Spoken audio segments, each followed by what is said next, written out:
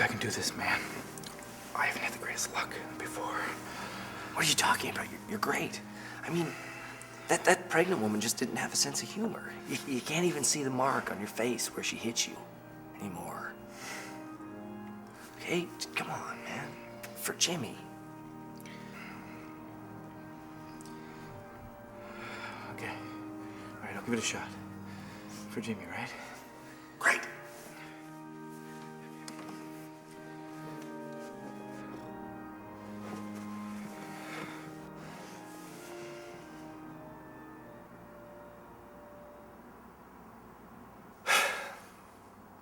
We're gathered here to pay our respects to Jimmy Dawes. Good friend, colleague, husband. We're not going to focus on how Jimmy left this earth. We're going to focus on his life. Anybody who knew Jimmy knew he wouldn't want a sad funeral. A wise man once said, "He who laughs at the face of death achieves immortality." And in that spirit, I want to call up his best friend and aspiring stand-up comic, Tony, to come say a few words. Tony?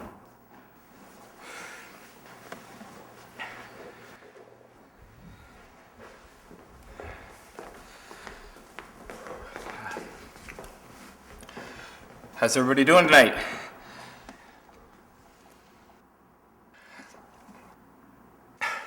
Tough crowd.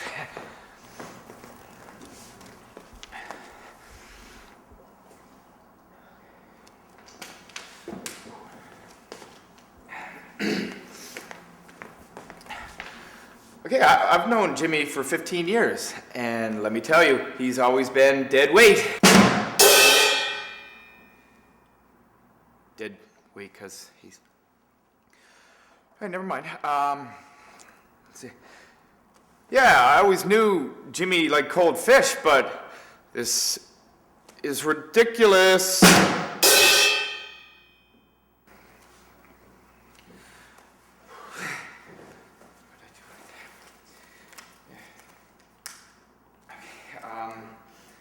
Hey, for years, Jimmy has seriously been considering joining the Marines. I guess he finally made it to the Corps.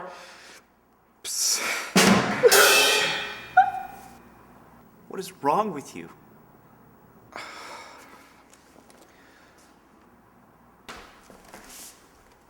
Look, I'm sorry for all this. Jimmy was a great guy. You know, he was kind and compassionate. In his spare time, he loved to paint and write majestic poetry. He adopted goats and opened a school for the blind and deaf. What are you talking about? He never did any of those things.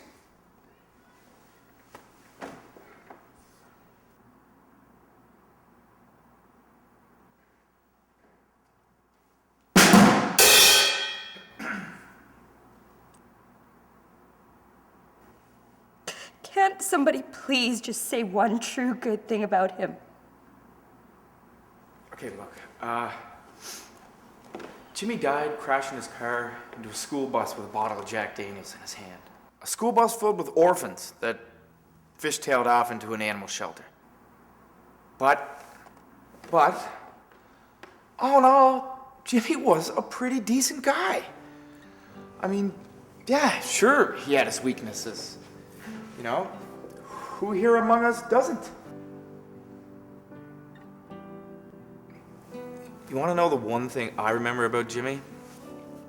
He got his Christmas bonus one year, and he wanted to buy this big screen TV. And he was pumped, people. Let me tell you, he was ear to ear. But outside the store, there was this man asking for donations for some refugees.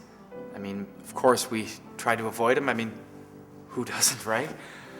But this guy was persistent, and he got us talking. And after listening to him for a while, Jimmy gave him his whole Christmas bonus on the spot. Jimmy was a real sweetheart like that. That's why Jimmy had the largest collection of Subway musician CDs in the history, right? It's nice to see that you found a picture where he's actually got a decent haircut and a shave. 90% of the time, he looked like the love child of Chuck Norris and Eddie Munster. Usually he rocked 3 mustaches. Yeah, 2 of them are from his nostrils.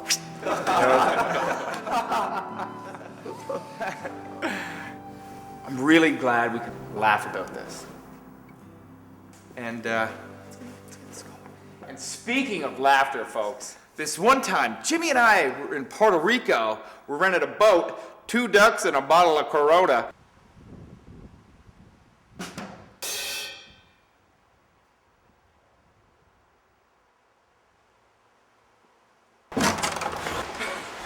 Duck fucking! Really?